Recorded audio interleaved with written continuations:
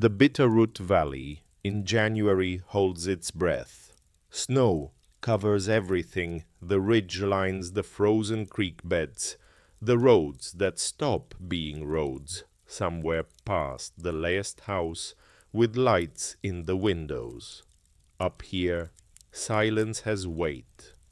Up here, the mountain keeps its secrets the way old wood keeps its grain deep, patient, indifferent to how long it takes. Somewhere on that ridge, a cabin stands at the end of a dirt track no county map bothers to name. Its roof bows under accumulated winters. Its windows hold the dark like closed eyes. Inside, under the floorboards, something has been waiting. A truck moves through the storm now, small, struggling. Its headlights cut a narrow channel through the white, and the white closes back behind it like water. The cabin appears at the clearing's edge. The door opens, and 50 years of silence finally hears footsteps overhead. The Bitterroot Valley in January holds its breath. Snow covers everything, the ridge lines, the frozen creek beds, the roads that stop being roads somewhere past the last house with lights in the windows. Up here silence has weight.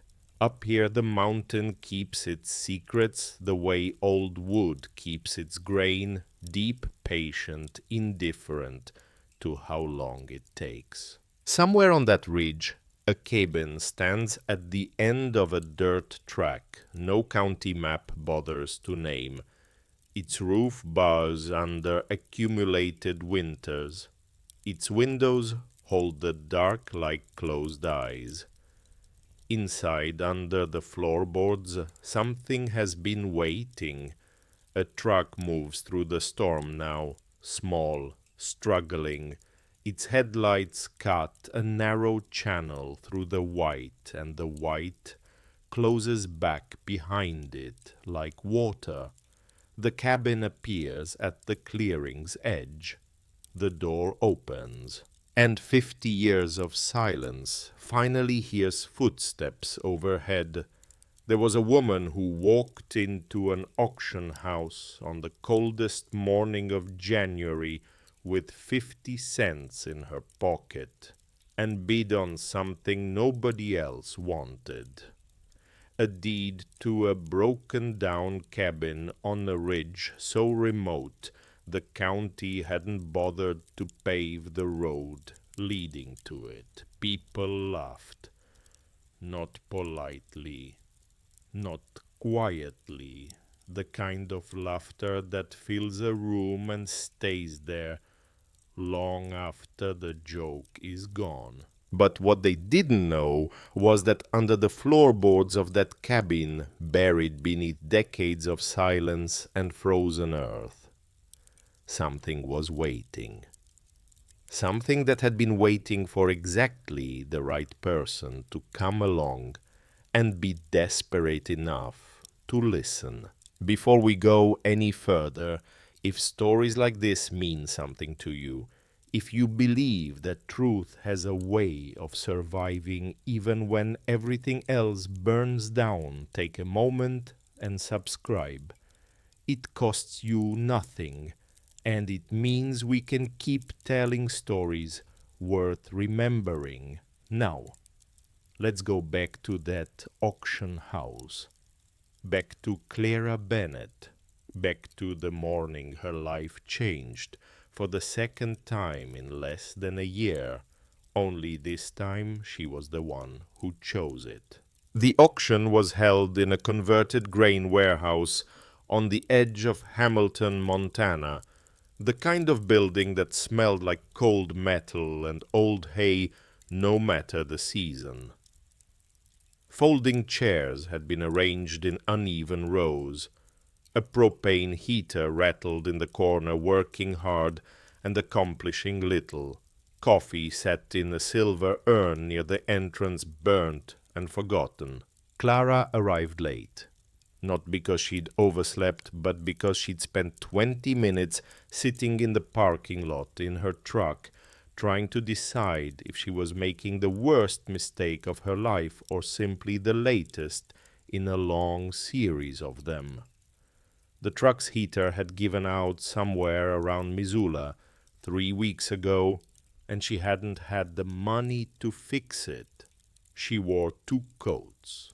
Eli sat beside her in the passenger seat. 12 years old and wrapped in a sleeping bag, she'd bought second-hand at a church sale, reading a paperback with a cracked spine and the patience of someone twice his age. He'd get that from his father, people used to say. Clara had stopped correcting them.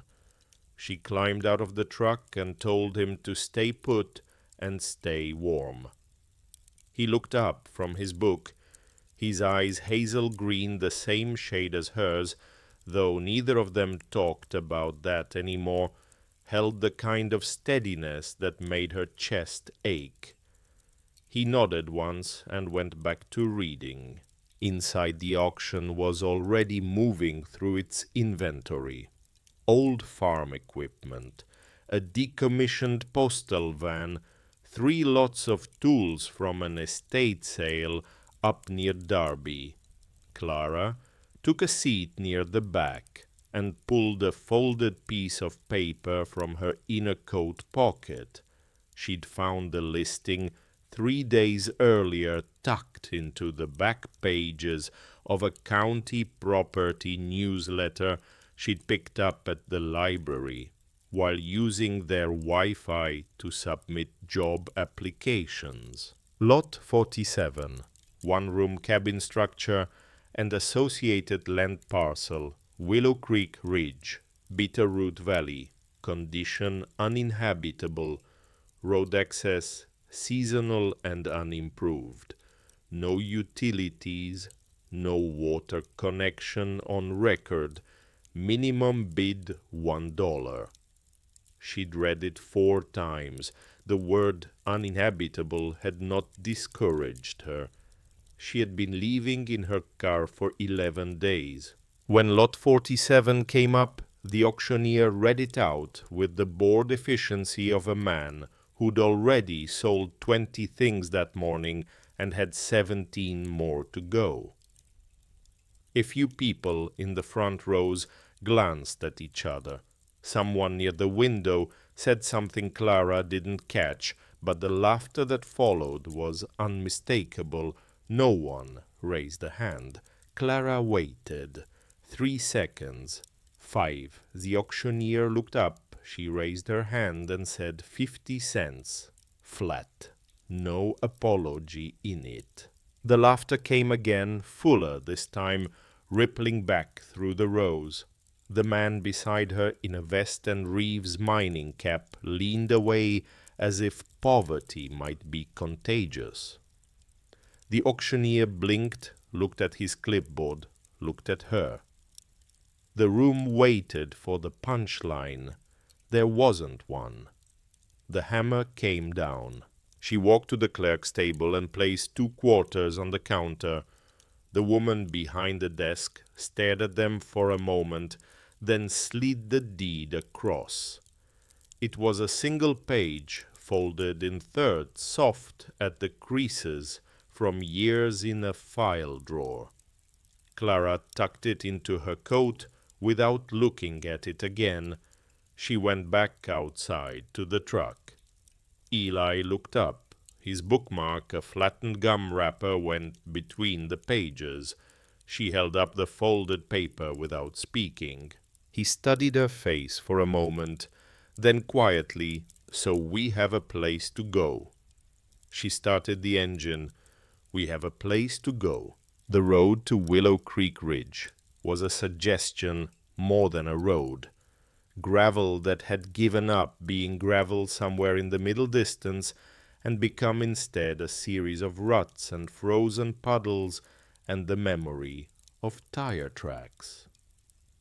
Snow had been falling since noonlight at first, then committed.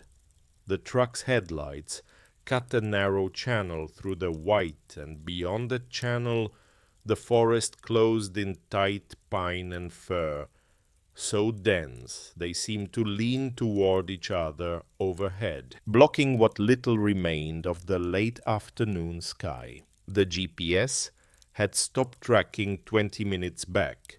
No signal. Clara drove by the deeds attached directions, hand-printed on a strip of paper that had been stapled to the corner. Left at the split pine. Follow the creek bed half a mile. Do not attempt in wet season. It was not wet season.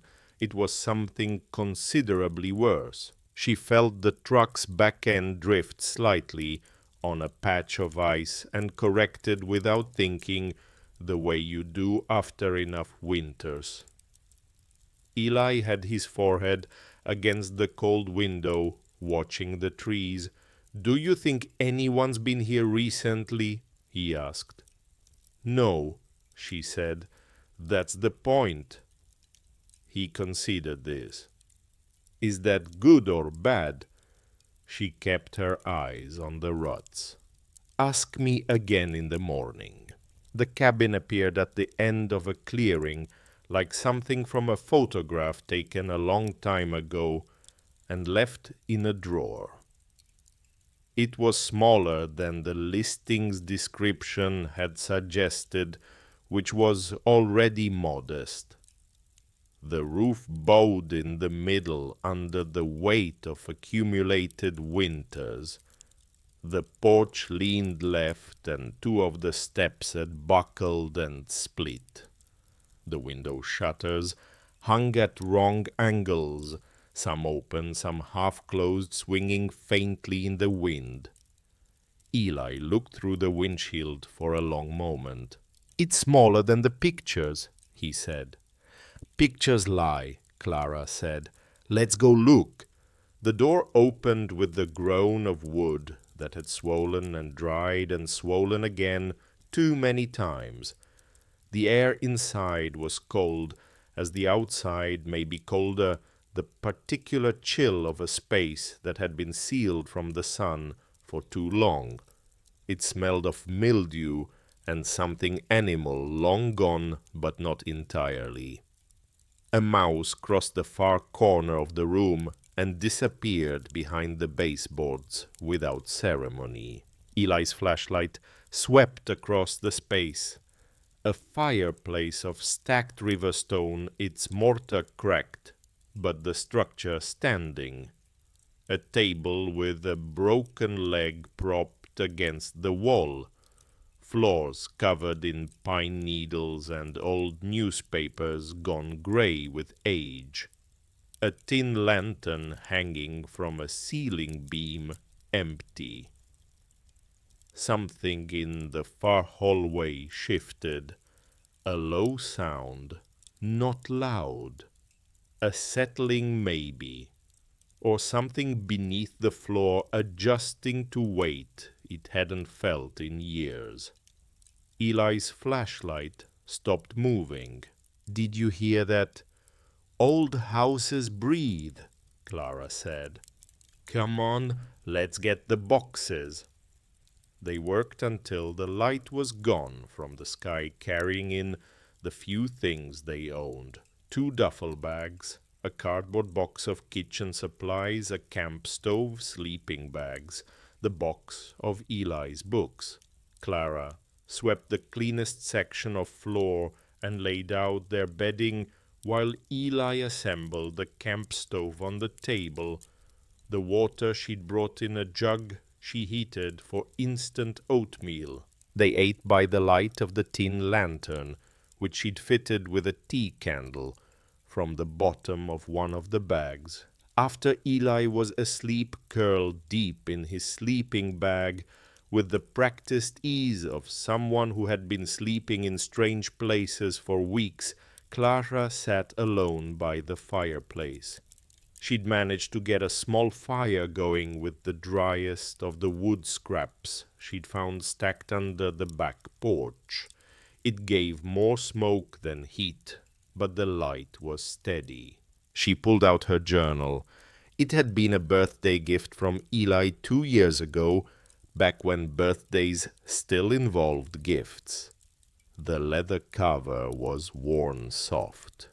She opened it to a fresh page and wrote, "By firelight." January 6th. Arrived at the cabin. Roof unstable, fireplace functional. Water source unknown. Condition worse than expected. Plan inspect structure at first light. Locate spring. Begin repairs. She paused, then added a line she hadn't planned. Found initials carved on the window sill. STR. Someone was here before us. Someone who wanted to be remembered. She'd noticed them only by accident, the lantern light catching the lines in the wood at just the right angle. 3 letters cut deliberately, not by a knife in a moment of boredom, but carefully with the patience of someone who had something they needed to mark. She had traced them with one finger. The wood was cold and smooth around the letters, but inside the cuts rough still, old but not ancient. She looked at the sleeping shape of her son. "We're going to make it," she said very quietly to the room. "We have to." The fire cracked once, throwing a spray of sparks against the stone. The back hallway made it sound again, not the wind. Something else, something underneath. Morning came gray and brittle, the sky the color of old pewter, the frost on the windows so thick it blurred the tree line into impressionism. Clara rose before Eli and got the camp stove going, boiling water for instant coffee. The smell filled the cabin the way warmth fills a cold hand slowly. Then, all at once, she was sweeping pine needles from the back hallway when she found them. Under the collapsed chair in the old kitchenette, crushed by a beam that had fallen and been left, was a sheaf of paper held together by a rusted binder clip. Receipts mostly. Old ones. Dates from the early 1960s. Each one stamped with the same name in red ink. Samuel T. Reeves, Mining Corporation. She stood for a long moment holding the papers. Then she looked at the windowsill across the room, at the 3 letters carved into the wood. STR Samuel T. Reeves. She was still standing there when Eli appeared in the hallway doorway, jacket half-zipped, hair unmade. "Mom," he said, pointing past her toward the back of the cabin. "Come see something." He led her out through the rear door and around the side of the building to where the land rose toward the ridge. The morning light had found a specific angle on the slope, one that would have been invisible an hour earlier or an hour later, and in that light she could see clearly what Eli had spotted from the porch step. Stones, flat stones set deliberately into the earth in a line that curved up the hillside, not a natural formation, too even, too intentional, too carefully spaced. They caught the low winter sun and gave it back in a way that ordinary ground did not. Eli stood with his hands in his pockets, his breath clouding in the cold. "Someone built that," he said. Clara studied the line of stones. They disappeared into the tree line at the top of the slope, but their direction was unmistakable. Maybe it's just an old marker, she said. Property line, something like that. Then why does it look like an arrow? She didn't have an answer for that. They went back inside, and Clara told herself they'd follow the stones when the more immediate problems were managed. The roof, the water source, the floor in the back room that flexed dangerously underfoot. There was an order to survival, and it didn't begin with stone trails on hillsides. But she kept glancing toward the ridge through the frosted window. The back room was where she spent the rest of the morning, smaller than the main room, nearly bare. An overturned dresser, a built-in shelf along the far wall, mounted deep into the logs. The floor sloped slightly toward the left corner boards, dry and dark with age, the color of old honey. Dust coated everything in a layer thick enough to suggest the room had been sealed and ignored for a very long time. Eli came in while she was examining the shelf. "It's deep," he said, crouching to look, "way deeper than it should be." He pressed his hand against the wall behind it.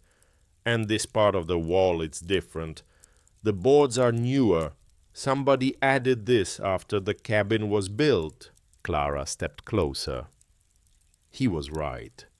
The wall behind the shelf had been constructed with different lumber, slightly lighter in color, the grain running in the opposite direction from the original logs. The joins were uneven, hurried. "And look here."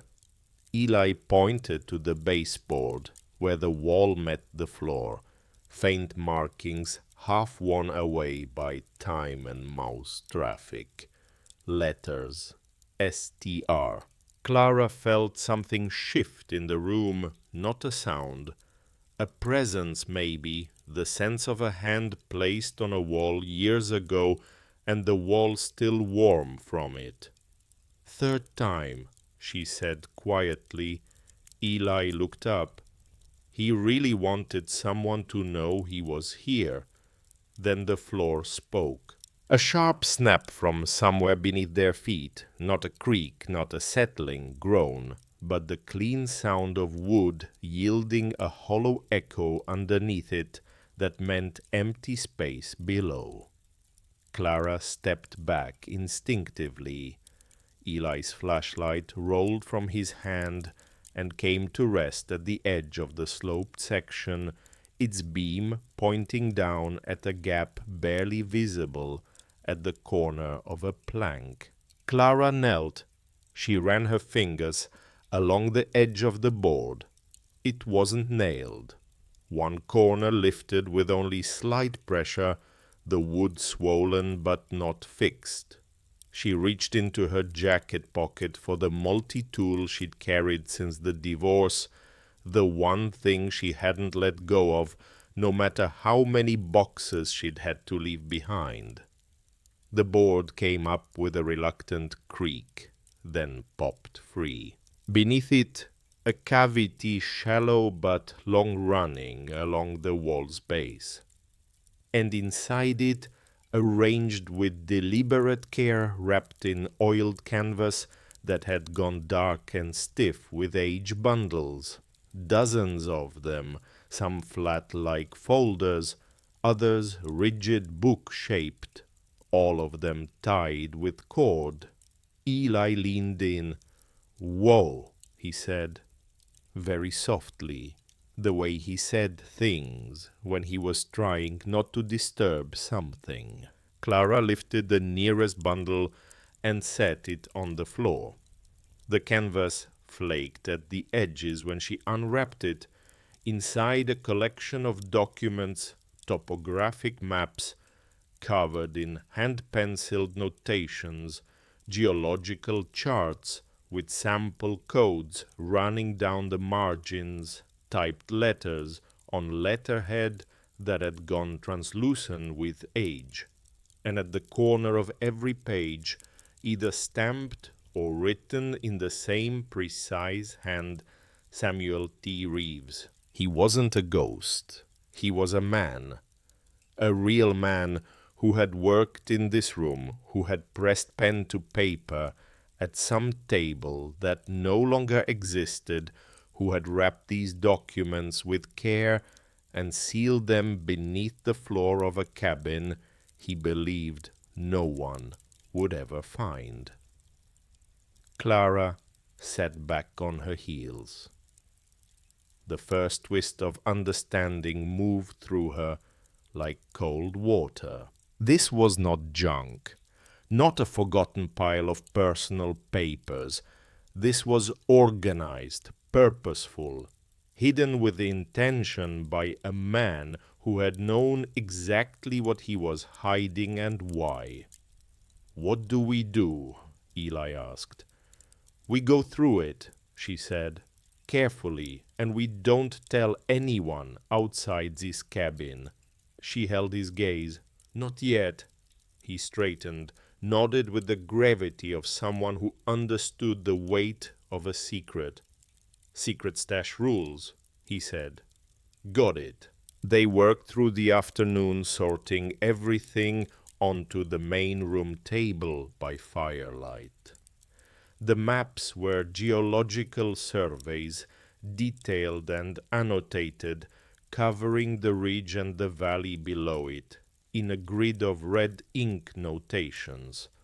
Sample labels, small rock fragments in sealed glass jars, each labeled with codes and measurements. Letters in tight cursive, some to unnamed recipients, some fragments of correspondence that had lost their other halves. The dates ranged from 1961 to 1968. And at the bottom of the cavity, bundled separately from everything else and wrapped twice over in heavier canvas, a notebook. Small, leather-bound, the cover cracked and water-stained at the edges but intact. It opened easily. The first entry, August 4th, 1963. Clara read it by the fire, while Eli categorized samples with the focused attention he reserved for things he found genuinely important. Second core sample, positive. Signs of silver veining present at lower elevations. Don't trust Thomas. He's pushing for signatures too fast. Says we can't afford another winter without movement. I say we can't afford selling out. She turned pages. The entries grew longer as the years moved forward, and the tone shifted from scientific notation to something more urgent, more personal. References to board meetings and forged permits, a name that appeared with increasing frequency, always in the same context. Thomas. October 12, 1964. The cabin is secure. Hidden floor is complete. No one should find the materials unless they're looking hard. God willing, no one ever will. Clara looked up from the notebook. The fire had burned lower. Outside, the wind had started again, moving through the ridge with slow, purposeful weight. "Mom," Eli's voice was quiet. He was holding one of the flat folders he'd opened on the far end of the table. "This one's different." She crossed the room. Inside the folder, legal documents.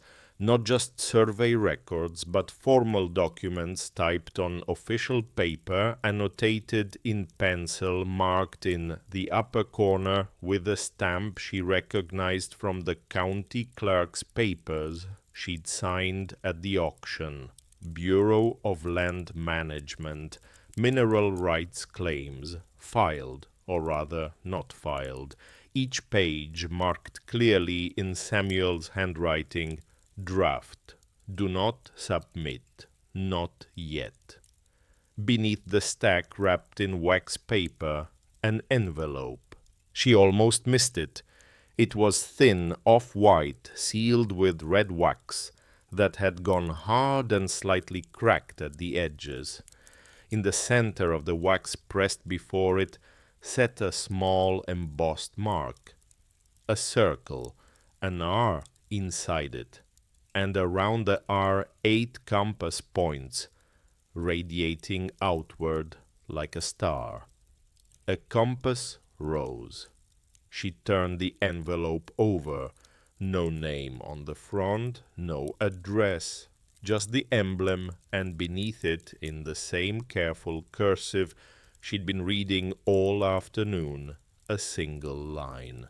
If you found this, you weren't looking for treasure. You were looking for a way out. So was I. Clara's hands had gone still. Eli beside her read the line over her shoulder. Neither of them spoke. The fire made its sounds. Outside the ridge held its breath. This was the second thing that shifted in her chest that day, something deeper than the first, something that didn't feel like discovery so much as recognition, as if the letter had been placed not just in a hidden room in a mountain cabin, but specifically here, specifically now, specifically for a woman who had just spent 2 quarters on a broken-down dream and needed more than anything to believe that act of desperation had meant something. She opened the envelope carefully. The wax crumbled as she peeled it back. The letter inside was a single page, dense with handwriting dated March 1971. I built the floor to protect what I could. The claims, the samples, the truth. They wanted to turn this land inside out. Strip it, sell it. I said no. They said they'd bury me, so I buried the work instead. If you're reading this, then the cabin survived. That means maybe, just maybe, you're someone who will understand why I couldn't sign my name to their war on this mountain. Don't trust Thomas Reeves. Not even if he's dead. The land remembers. So should we. She read it twice. Then a third time slower. She folded it along its original creases and held it in both hands for a moment. Eli's voice came soft, without urgency. "Who's Thomas?" "His brother," Clara said. "I think." "And Samuel, where did he go?" She looked at the notebook still open on the table, at the compass rose on the cracked wax, at the carved letters on the wall and the window sill and the baseboard. 3 rooms. The same 3 letters. A man who had written his name into the bones of a cabin so many times it might as well have been a heartbeat. "I don't know," she said, "but I think we need to find out." That night she didn't sleep. The wind moved through the ridge in long, deep sweeps, and the cabin answered it, creaks and groans and small adjustments that she was beginning to learn the language of. This one meant the north corner contracting. That one meant the window frame expanding. The sound from the back room she still hadn't categorized. It came twice again, before dawn, low and hollow, with that same quality of something beneath the floor, rather than above it. She lay on her sleeping bag and listened, and the compass rose from the envelope turned over and over in her mind. not decoration. She was certain of that now, a signature, a direction. She pressed her palm flat against the wooden floor beside her and thought about the man who had lain in this same space, listening to the same ridge wind, knowing that everything he'd worked to protect was 4 inches below him and dependent on the goodwill of whoever came next. She thought about 50 cents, about the hammer coming down, about the laughter in that grain warehouse. You don't gamble with your last 50 cents unless you're out of options, she said to the dark. The wind moved through the pines outside, long and low and unhurried. In the morning she wrote 2 words in her journal, "Find Samuel," and the stones on the ridge, catching the first pale light of day, waited like they had been waiting for some time. She drove into Hamilton the next morning with Samuel's notebook on the seat beside her and the compass rose envelope tucked inside her jacket close to her chest.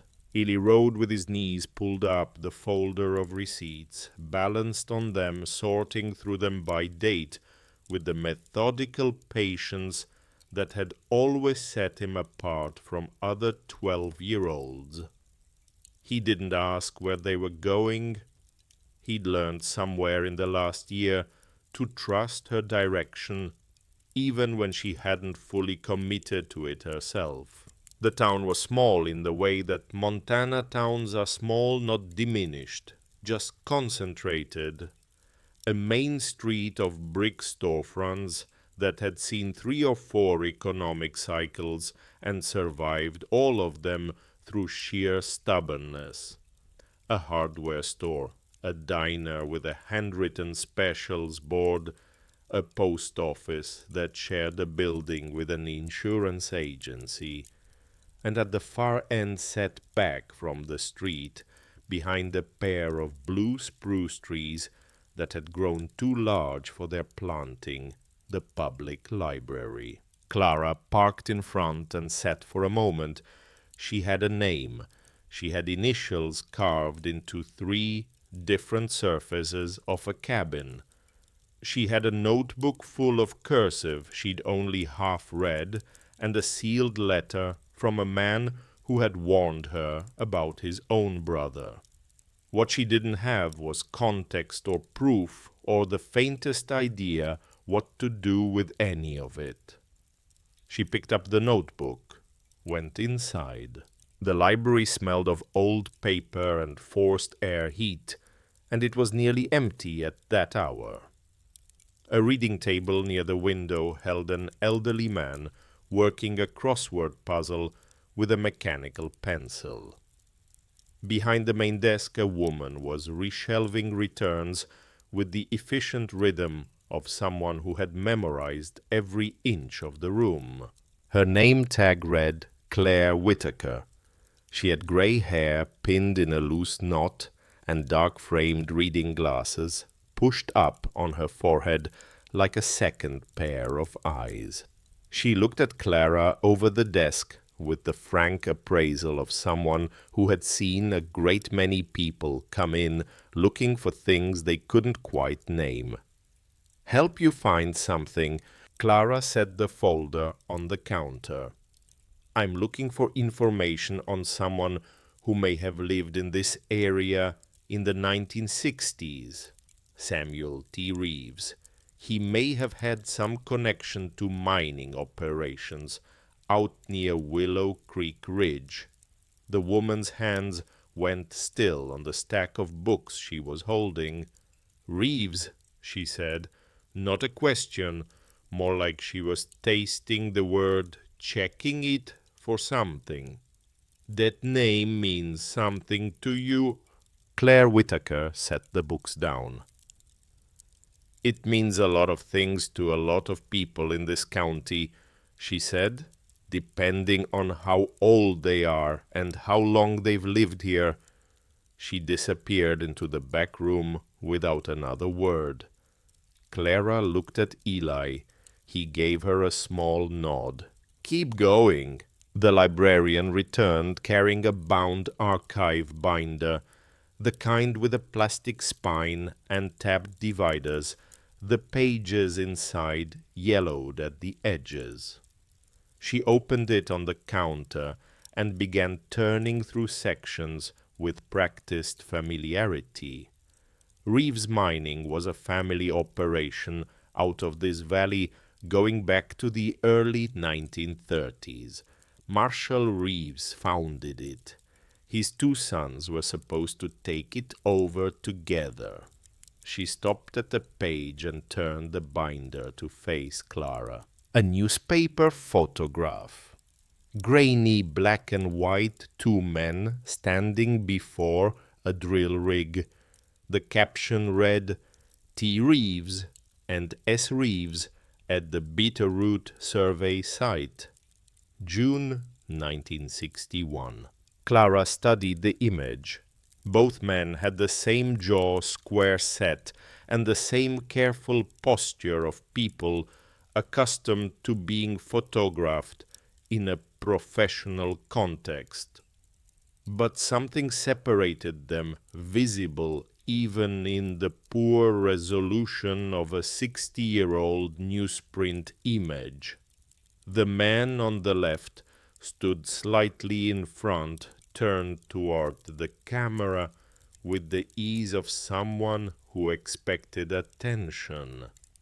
The man on the right stood back, just slightly. His eyes were on something outside the frame. "Which is which?" Clara asked. Claire tapped the man on the left. "Thomas took over the whole operation eventually." She tapped the right. "That Samuel disappeared sometime in 1971. There was talk, rumors mostly, that he'd had some kind of breakdown. His brother said he'd left voluntarily. Nobody ever confirmed it. Either way, no body, no forwarding address." Eli leaned in close to the photograph. "They look alike." "That's what makes betrayal easier," Claire said quietly, "when it comes from someone who looks just like you." The room held a silence for a moment. Clara asked whether there were any records of filed mineral claims under Samuel's name. Claire checked 2 additional binders and the digital archive index she maintained on a battered desktop computer. The answer was consistent: nothing filed, not a single formal claim or survey submission bearing Samuel T. Reeves as the primary applicant. "The ridge itself," Claire said, tracing a line on a land parcel map she'd pulled from the second binder, "has been dormant for decades. Reeves Consolidated holds the outer perimeter, but the central shelf," she pointed to an unmarked area near the ridge's crest, "never changed hands officially. If someone had filed on it quietly, off the county books, it might still be open." Clara looked at the blank space on the map, a white silence in the middle of everything. "I'd like copies of all of this," she said. "I'll need about 20 minutes. Claire was already moving toward the copy machine. Then she paused, turned back. "You're staying out at the old cabin, aren't you? Up near the ridge?" Clara didn't answer right away. The librarian nodded as if that was answer enough. "If you want to dig deeper into the legal side, there's a man named Reuben Crowe. He's been around this valley longer than almost anyone. He and Samuel were close, from what I understand. He comes into town once a month, but he lives out off Lone Horse Creek Road." She paused. "If you go out there, bring coffee. He doesn't talk to people who show up empty-handed." Clara drove back to the cabin with the photocopies on the seat, her mind moving faster than the road.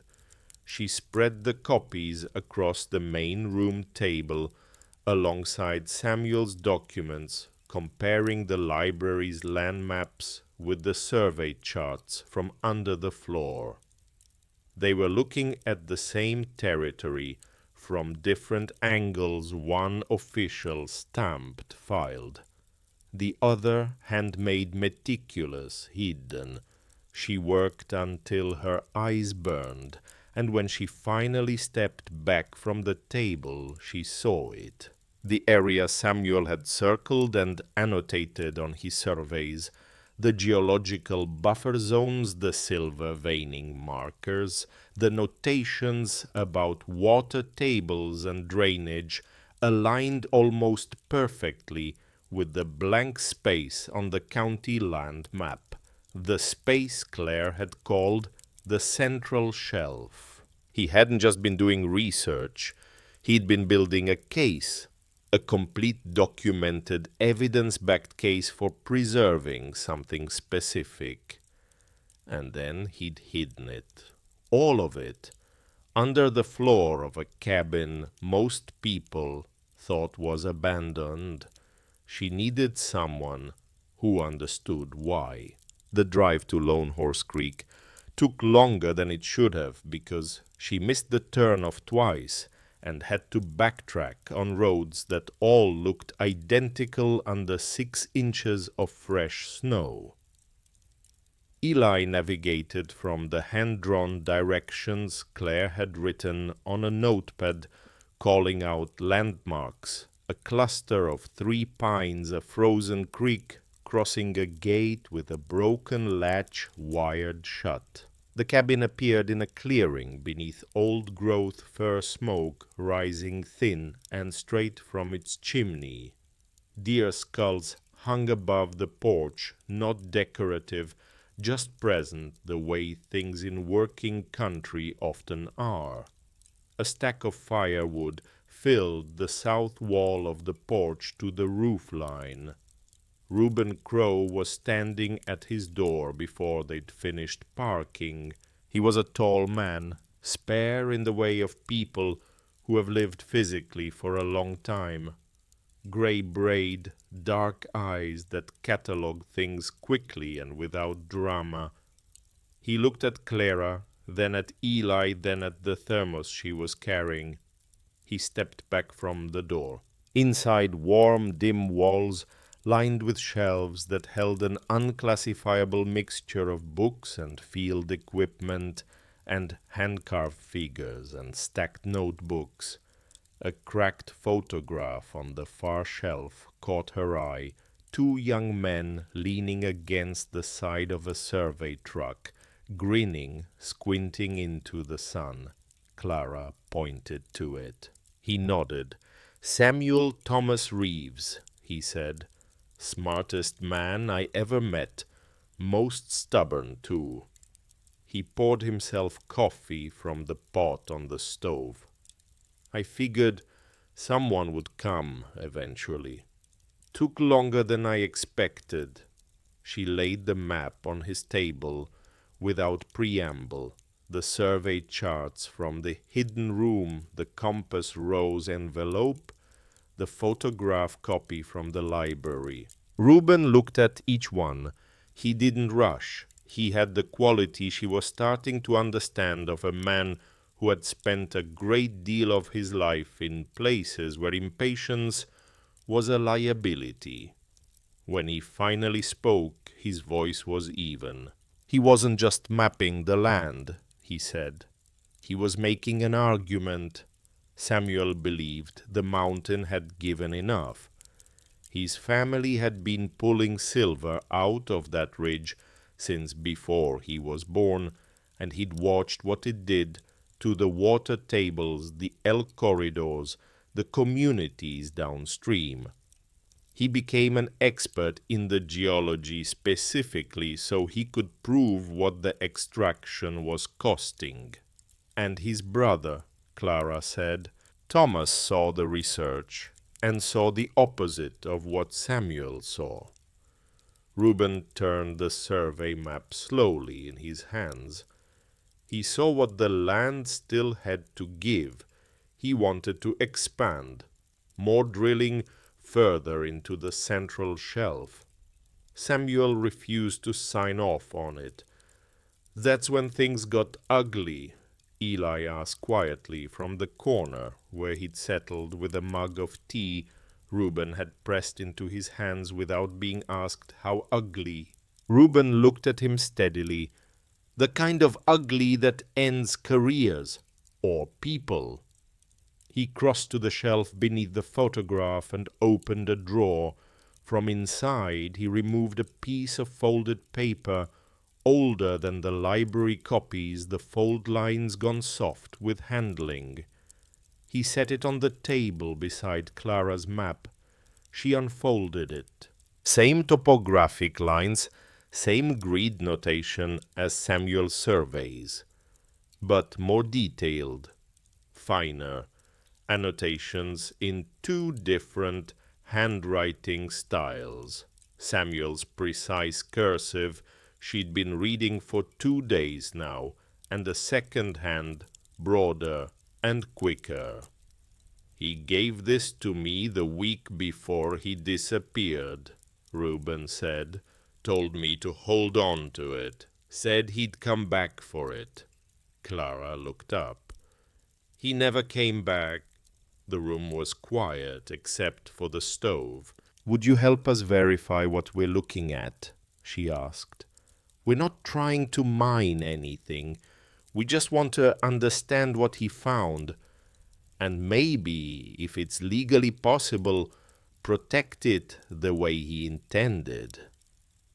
Reuben studied her for a long moment with those cataloging eyes. Then he reached across and placed the map in her hands. Use it wisely, he said. Some men leave footprints, others leave unfinished stories. Back at the cabin that evening, with all 3 maps spread across the table, the county copy, Samuel's original, Reuben's more detailed version, something became visible that hadn't been clear from any single document alone. The alignment was precise. The buffer zones, the safe extraction limits, the water protection corridors, they matched across all 3 maps. Not similar, identical. Samuel had checked his own work against a third-party account, and the numbers held. The silver veining on the central shelf was real. But more importantly, the ecological case for leaving it alone was documented, verified, and buried under a Montana cabin for over 50 years. Clara reached into the pile of documents and found a folder she hadn't fully examined yet, one of the rigid book-shaped bundles from the hidden cavity. Inside were legal documents, mineral rights claim drafts, letters to the Bureau of Land Management, survey permits, none of them filed, all of them marked draft in Samuel's hand. And at the bottom of the folder, paper clipped separately, a single document notarized bearing a government seal she didn't recognize. She read it twice. Then she read it a third time slowly, her finger moving under each line. The document predated Reeves' consolidated holdings by 11 years. It designated the central shelf of Willow Creek Ridge as part of an original conservation reserve registered under a county land trust that had since dissolved, which meant that Reeves' consolidated perimeter claim, however it had been filed, had been built around land that was never legally available to them. The shelf didn't just have silver in it.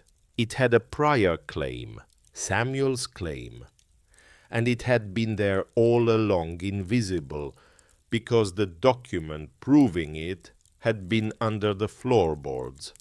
This was the second thing that moved through her like cold water, except this time colder and deeper, and with the particular weight of something that could not be unfound.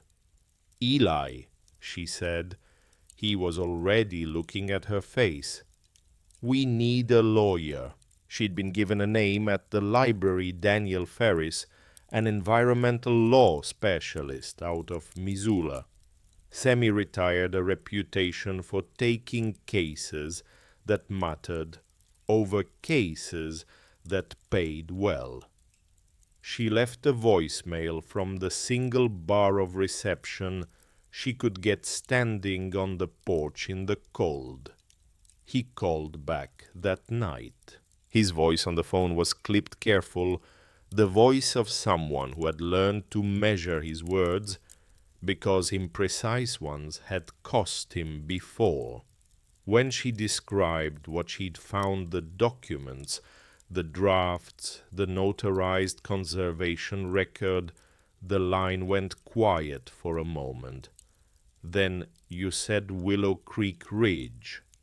"Yes." Another pause. "I'll be there tomorrow, before noon."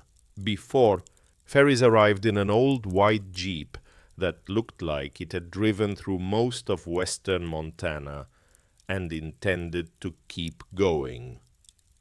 He wore horn-rimmed glasses and carried a leather messenger bag that he set on the table without ceremony before he'd fully taken off his coat.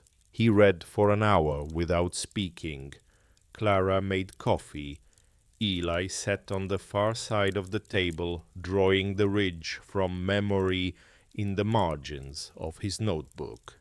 Ferris turned pages with the unhurried precision of someone who understood that details missed early cost everything later. When he finally looked up, he said, "This conservation record is the key. If it's legitimate, and it looks legitimate, the seal is consistent with county land trust documents from that period, then Reeves Consolidated's perimeter claim is built on a foundation that doesn't exist." "Can we file on it?" Clara asked. "We can file a preservation claim, not for extraction, for conservation." He removed his glasses and pressed 2 fingers to the bridge of his nose. "But I want you to understand something before we do. The moment this enters the legal system, it's no longer just yours.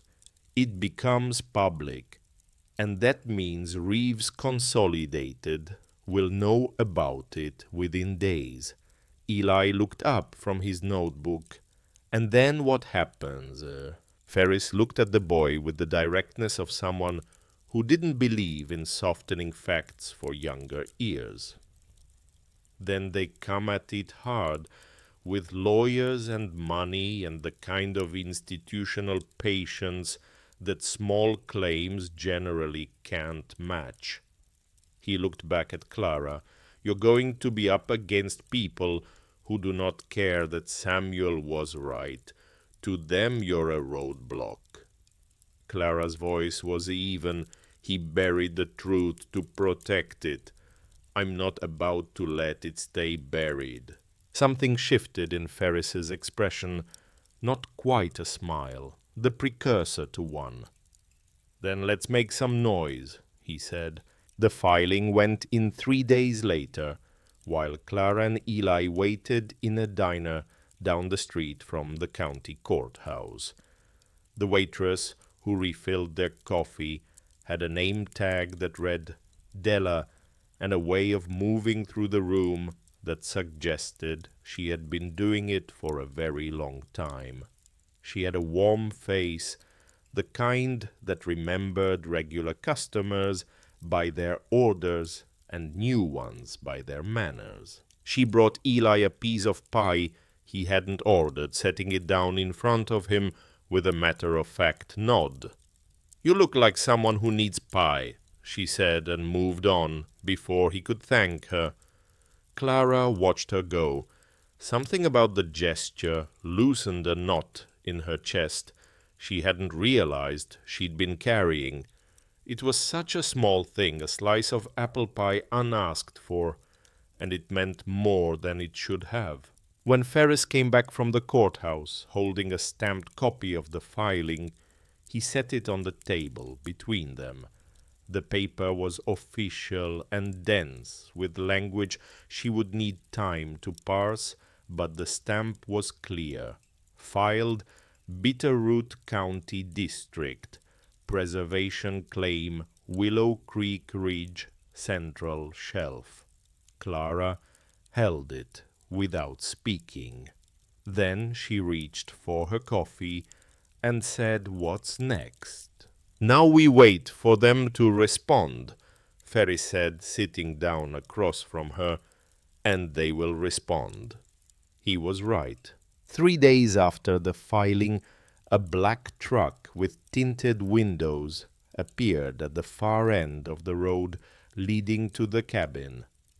It was there when Clara returned from a second trip to Reuben's place, and it was gone by morning, leaving only tire tracks pressed deep into the snow, and a silence around the cabin that felt different from the silence she'd grown used to, more intentional, observed. She didn't mention it to Eli that night. She wrote it in her journal instead. January 22nd. We have been noticed. The certified letter arrived 4 days later. Reeves Consolidated Holdings, Chief Legal Officer, Leland Croft. Language about mineral acquisition perimeters and federal contest protocols and the advisability of ceasing current activity. Clara read it twice, then called Ferris. "It's bluster," he said flatly. "Mineral acquisition perimeter isn't a real legal designation. He invented it. They're testing whether you'll flinch." "What do? We file a discovery injunction. It freezes any competing claims until yours is reviewed. Buys us time." He paused, and Clara started thinking about who you trust in that town. Someone talked. They knew to send this letter within 72 hours of the filing. She hung up and sat with that for a long time. Someone in Hamilton knew what she was doing. She thought about the diner, about Della, who had been kind to Eli without being asked, about Claire Whitaker, who had provided every document without hesitation, about the man at the auction who had leaned away from her, about the various people she'd spoken to briefly in passing, the hardware store cashier, the gas station attendant, the woman at the county clerk's window. She didn't want to believe it was any of them, but Ferris had been specific. 72 hours, that was a short window, that was someone who knew immediately. She put the thought aside because she couldn't act on it yet, and action without certainty in situations like this caused damage that was hard to repair. Instead, she went back to the stone trail on the ridge.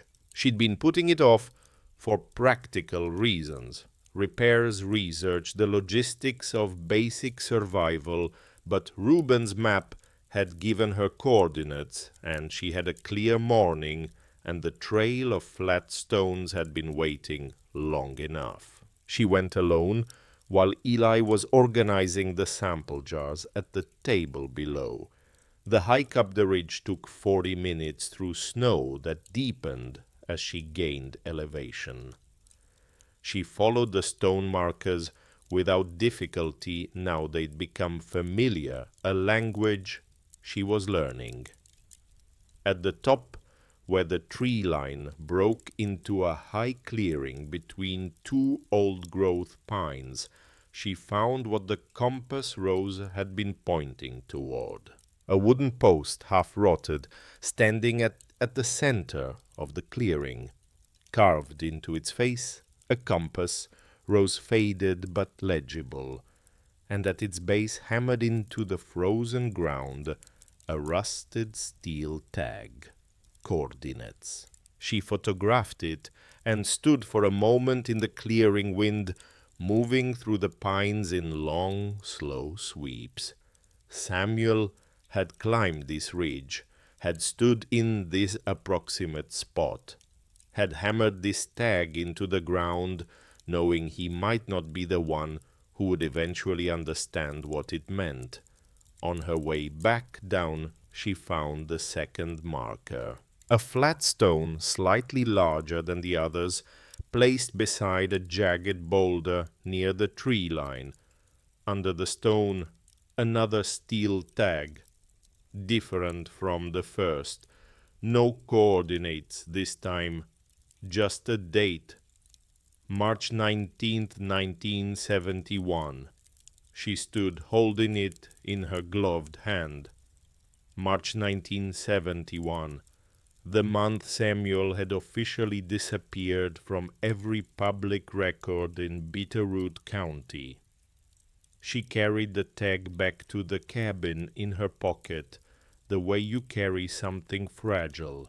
That night she was reading Samuel's later journal entries by lamplight when Eli came to stand in the doorway to the back room. He had his jacket on. "There's a car," he said quietly, "down the road. It's been there 20 minutes. Clara set the notebook down.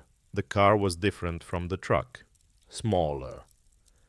A sedan dark, parked just at the edge of the property line, in a spot that suggested the driver knew where the property ended. Its lights were off. The engine might have been running hard to tell from the porch. They waited. After another 15 minutes, the car turned around and left. No confrontation, no words, just presence. And then its absence. Eli stood beside her in the cold, watching the taillights disappear into the trees. "They're not going to stop," he said. "No," she agreed. "So what do we do?"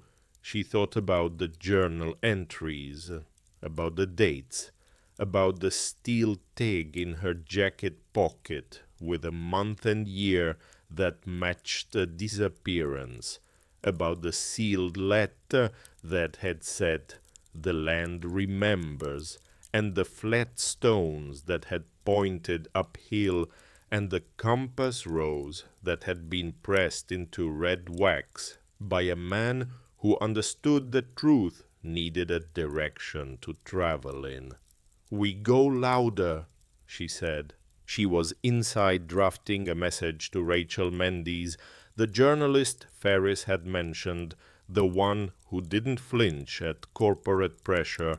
When Eli called from the back room, his voice was sharp this time. Controlled but sharp, she was there in 4 steps. He was crouched beside the far wall, the one with the added lumber, the one behind the shelf. His flashlight was angled low, pointing at the floor. One of the boards had shifted, not broken, just moved the gap between it and its neighbor, widened by what looked like the floor settling further in the cold. And through the gap, visible only because of the angle of the flashlight beam, the edge of something, not canvas. Metal, the dull gleam of a tin surface. Clara was on her knees beside him before he'd finished pointing. The board came up without the multi-tool. This time it had simply given up its fixing. The nails rusted through at the base. Below it, deeper than the first cavity, a space that was wider, better constructed, with actual support beams lining the sides. And inside that space, pushed to the back wall and packed around with wadded burlap sacking, a steel box, larger than a shoebox, heavy, padlocked with a rusted latch. She lifted it out with both hands and set it on the floor between them. The padlock was old, but the mechanism still worked, requiring only pressure at the right angle from the multi-tool. The latch gave.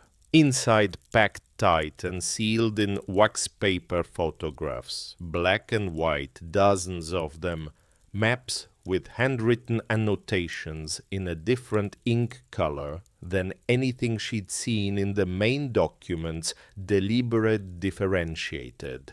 Signed affidavits witnessed and notarized from names she didn't recognize. Geological testimonies, diagrams of filing processes showing alterations, dates changed, signatures, forged land parcel boundaries, redrawn. And beneath everything else, wrapped separately in oilcloth, a document with a government seal and a date of March 14th, 1971, 5 days before the date on the steel tag she'd found on the ridge. She read it slowly. Her hands stopped moving. She read it again. It was a formal complaint, filed internally within the Bureau of Land Management, naming Thomas Reeves as the primary actor in a scheme to forge mineral rights documentation across 7 separate land parcels, including the central shelf of Willow Creek Ridge. Signed by Samuel T. Reeves, geological surveyor, with a witness counter-signature from a BLM clerk whose name she didn't recognize. At the bottom, in different ink, added later, the pen pressed harder, the letters slightly larger. This complaint was suppressed. The clerk was transferred. I have 5 days before they move to have me committed. This box is the backup. Clara sat back on the floor of the back room and pressed her hands flat against her thighs and breathed. Eli was very still beside her. The wind moved through the ridge outside. The cabin made its sounds, the familiar language of it. The north corner, the window frame, the thing beneath the floor that was now above the floor, in her hands in the room with them. This wasn't just research anymore. This was a crime, documented, witnessed, buried under a Montana floor for 52 years. She looked at her son. Eli, she said, and her voice came out steadier than she expected. I think we just inherited something we don't fully understand yet. He held her gaze. What do we do? She stood. She picked up the steel box. She carried it to the main room table and set it beside the journal and the compass rose envelope and the maps and the notarized conservation record and all the other pieces of a man's life that had been waiting under the earth for someone patient enough to find them. We finish it, she said, and that night, as she was sealing copies of everything into a padded envelope addressed to Daniel Ferris, she heard a sound from outside that stopped her cold. Not the wind, not the settling of old wood, not the ridge moving through its slow seasonal adjustments. A footstep on the porch, deliberate, slow, then a knock at the door. She looked at Eli, he looked at her. The knock came again, 3 times even spaced, with the patience of someone who was willing to wait, and the confidence of someone who expected the door to open. Clara picked up Samuel's journal from the table and held it in both hands, not as a weapon, not as a shield, just something solid and real and true to hold, while the world rearranged itself around her again. She crossed the room, her hand closed on the door handle. She opened it. The man in the doorway was not what she'd prepared herself for. She had been bracing for a suit, a legal collar and a briefcase, or something worse, the blank professionalism of someone hired to deliver a message that wasn't meant to be refused. Instead, she found an old man standing in her porch light with snow on his shoulders and both hands visible at his sides. Late 70s maybe, a heavy parka, boots that had seen real work. Silver hair, cut short, and eyes hazel green, the same specific shade as the photograph in the library, the same shade as the initials carved into 3 walls of this cabin. She knew before he spoke. He said, "My name is Thomas Reeves, and I'm not here as the company." Clara didn't move from the doorway. Behind her, she heard Eli rise from his chair. She held the door at half-width, her body in the gap. "Then why are you here?" Thomas looked at her steadily, the way a man looks at something he's been rehearsing approaching for a long time. "Because I saw your name on the preservation filing. Bennett." He paused. "And because I've been carrying a key in my coat pocket for 30 years, and I think it's past time I stopped pretending I was holding it for safekeeping." The cold moved in around them. The pines beyond the clearing held their silence. Clara stepped back from the door. He came in slowly and stood in the center of the main room, taking in the table covered with his brother's documents, the compass, rose, envelope, the steel box open on the floor.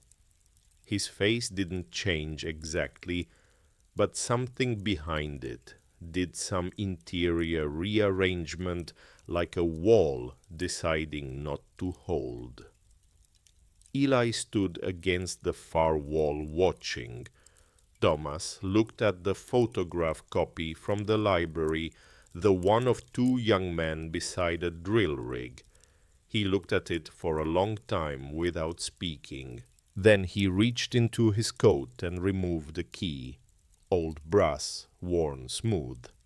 He set it on the table beside Samuel's journal. "There's a deposit box," he said, "at a private bank in Bozeman. Samuel mailed me the key a week before he disappeared.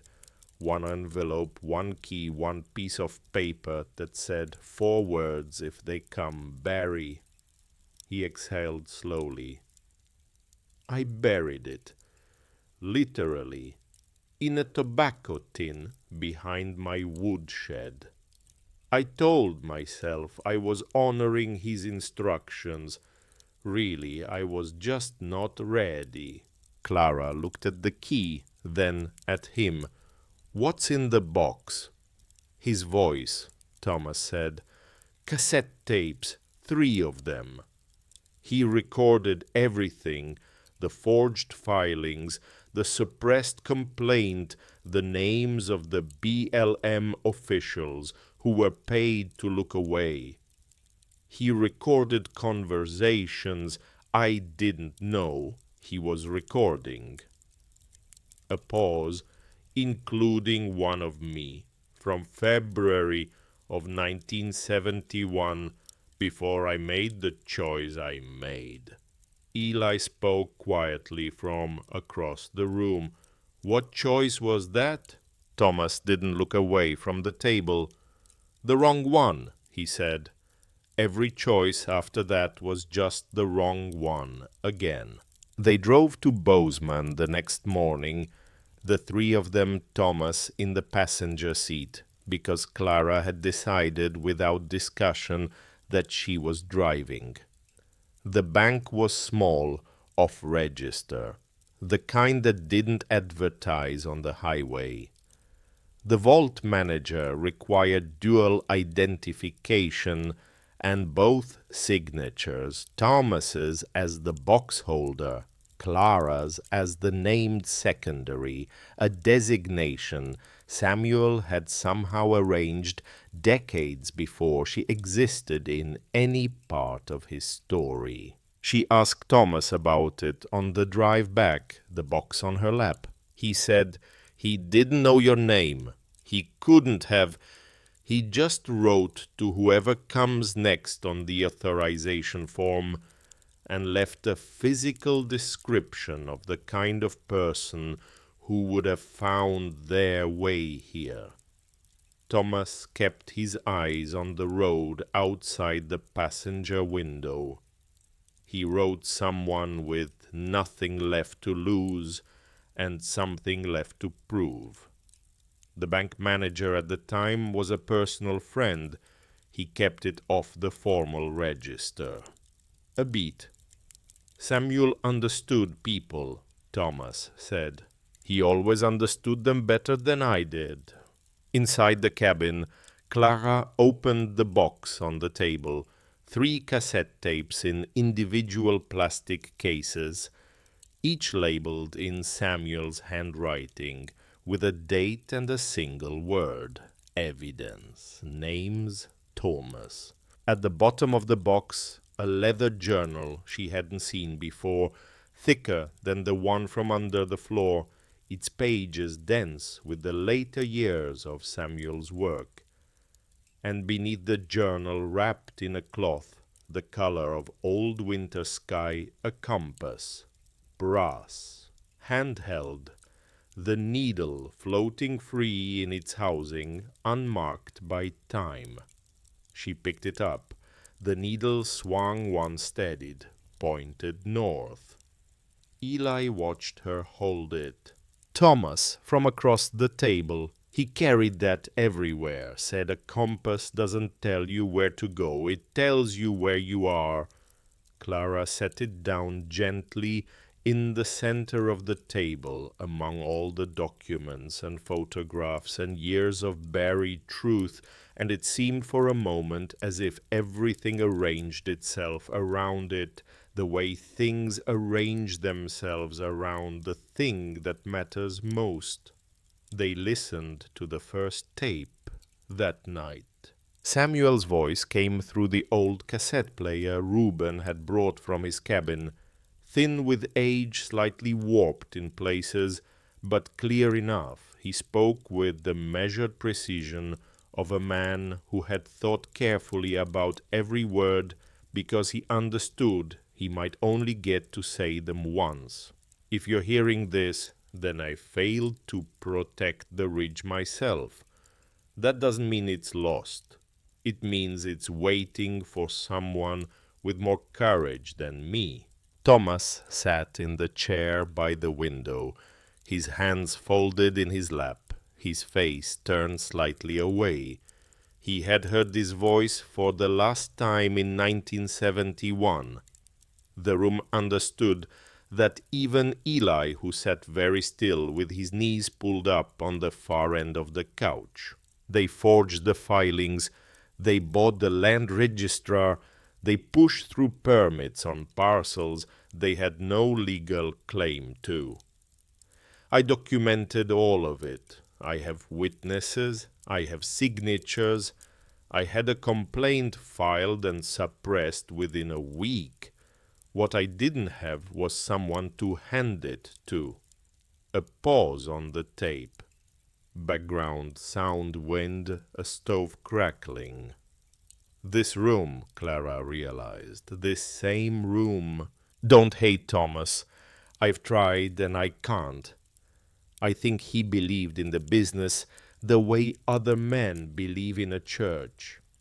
He just chose the wrong gospel. Thomas made a sound that was not quite a word. The land doesn't need us to save it. It needs us to remember that it's alive. That's all. Just remember it's alive. The tape ran out. The room was quiet for a long time after. Then Eli said very softly, "I think he would have liked you, Mom." Clara didn't trust her voice. She nodded once and picked up the compass from the table and held it in her closed hand until the metal warmed. Ferris had the tapes authenticated in 4 days. The third tape, the one labeled Thomas, contained an audio record of a board meeting from February 1971.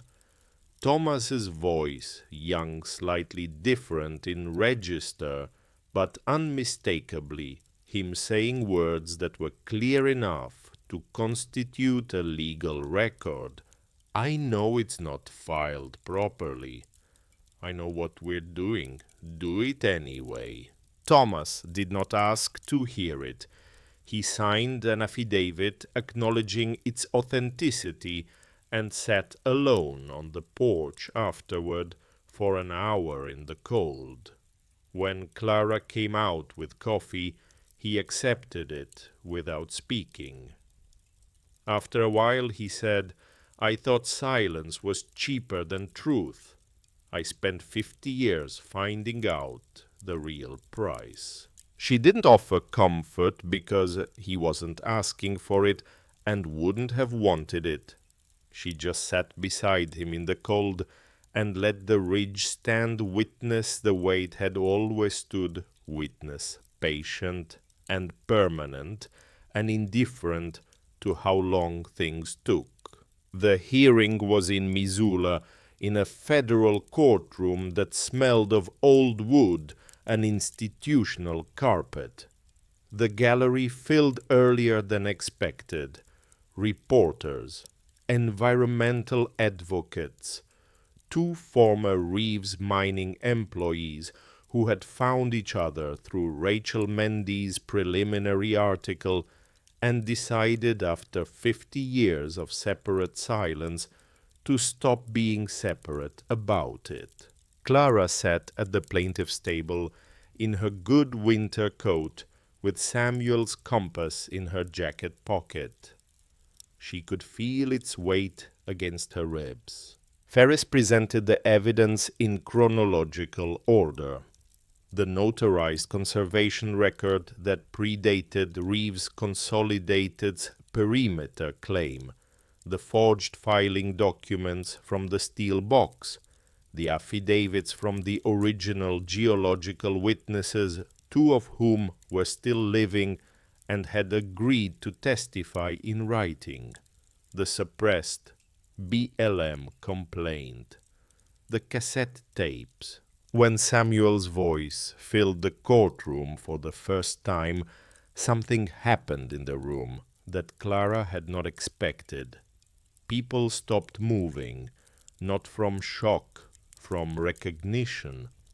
The voice of a man who had told the truth and been buried for its speaking from 1971 into a federal hearing room more than 50 years later.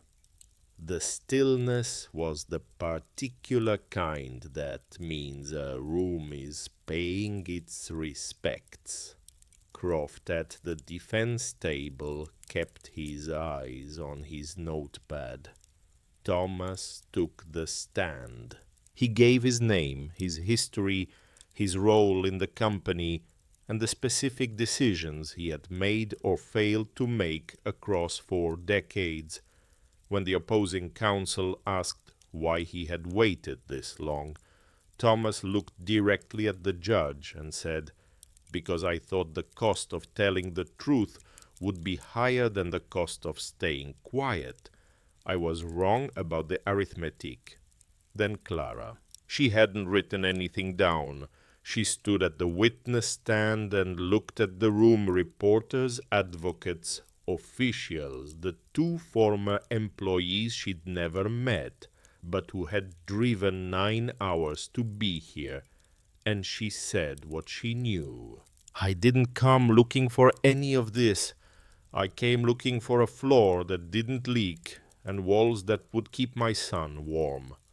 What I found was a man who had spent his whole life learning the language of a mountain and then had to bury every word of it to keep it from being used wrong. She paused. Samuel Reeves didn't just document a mineral claim. He documented a philosophy, a way of understanding what land gives and what it costs when you take more than your share. She looked at the judge. He couldn't finish it, but he left every tool we would need to finish it for him. All we had to do was listen. The opposing counsel had 3 objections ready. None of them landed. The moment that broke the room opened the climax that Clara had not anticipated, the one that arrived without warning. The way true things sometimes do came during the evidentiary review when Agent Waters entered the courtroom and requested a brief recess. She had received in the last hour footage from the cabin's exterior sensor, a small device Ferris had installed without telling Clara specifically because he'd expected what came next. The footage showed the night of the fire, a figure with a lighter, a face turned toward the camera for exactly long enough. Waters presented it on a laptop screen visible to both tables. The man in the footage was named Granger, long-term security contractor for Reeves Consolidated. On his seized phone, a text message from a number registered to Leland Croft's private account. 4 words: make the cabin go. The defense table went silent in a way that had its own texture. Croft stood, sat back down. His counsel put a hand on his arm. From the gallery, barely audible, one of the former employees said something quietly to the other. Clara didn't catch the words, but she understood the tone. It was the sound of something that had been held too long finally being put down. The preliminary ruling came 3 weeks later. The preservation claim was upheld. Reeves Consolidated's perimeter filing was suspended pending investigation of the forged documents. A federal corruption probe was opened. Granger was arrested at a motel outside Butte before he reached the state line. Croft was indicted on 3 counts with more to follow. The mountain didn't celebrate. It just continued being a mountain. Clara understood that now in a way she hadn't at the beginning, when she'd stood at the auction with 2 quarters and a desperate hope and no real understanding of what she was reaching toward. The land had needed her to save it. It had needed someone to stand in front of it and say, this is real, this is here, this matters. That was all. That had always been all. The cabin was rebuilt. Not immediately and not by Clara alone. The community came to it gradually, the way communities come to things that have been proven worth coming to. Claire Whitaker organized a materials drive through the library. Reuben brought 3 men from Lone Horse Creek who knew timber construction. Della Marsh showed up the first Saturday with a box of pastries and stayed through lunch, and then the next Saturday, and the one after that. She didn't apologize in words. She showed up in daylight and worked, which is the only apology that means anything over the long term. Thomas came every day. He was physically able. He was slower than the younger volunteers, and he knew it, and didn't pretend otherwise. He carried what he could carry, and he was there when the sun came up, and there when it went down.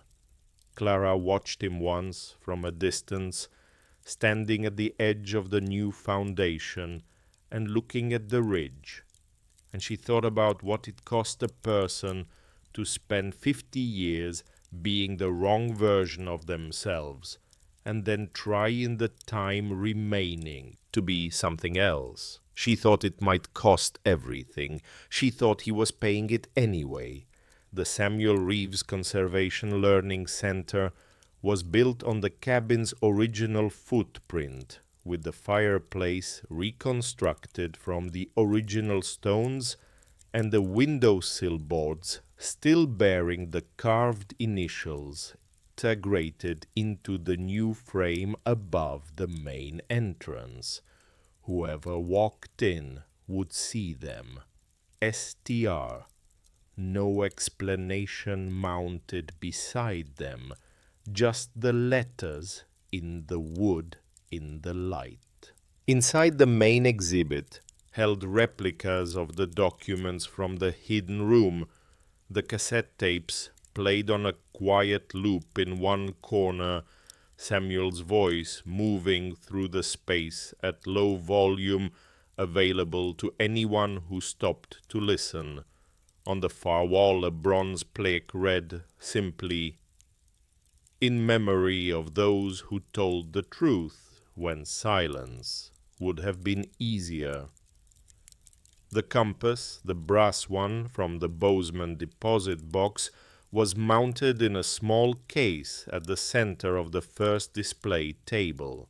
Its needle pointed north, always north.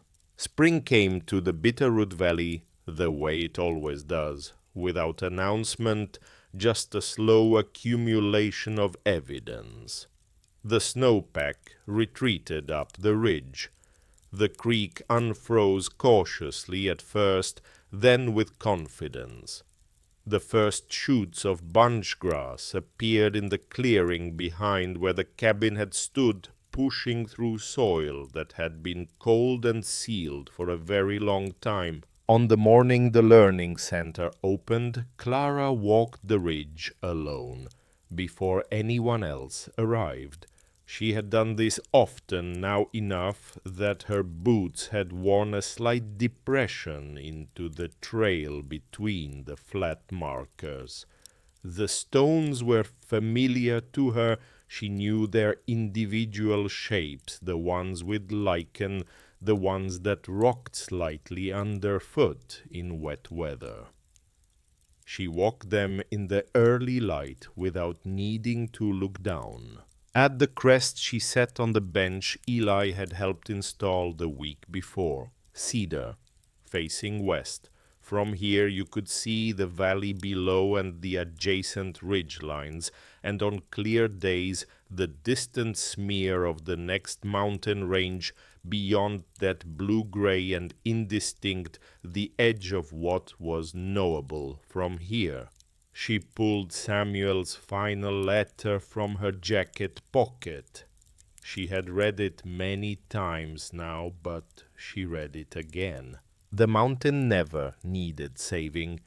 It needed someone who would remember it was alive.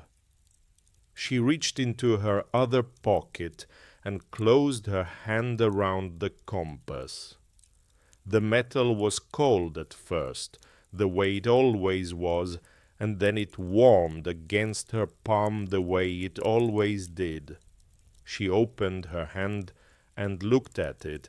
The needle swung once in the morning air, adjusted, settled, north, unwavering. She thought about the auction house, the 2 quarters on the counter, the laughter that had filled the room and then faded as laughter always does, leaving behind whatever was true before it started. She thought about driving through a blizzard toward something she couldn't see with a child beside her, who hadn't asked to be in this story, but had shown up for every page of it anyway. She thought about a man named Samuel who had loved the mountain so much he buried himself to protect it, and a man named Thomas who had spent 50 years understanding the difference between having money and having a self he could live with. She thought about Della, who showed up with pastries and stayed. About Reuben, who handed her a map and said use it wisely. About Claire Whittaker in her dark-framed glasses, pulling binders from back rooms, understanding immediately what Clara needed.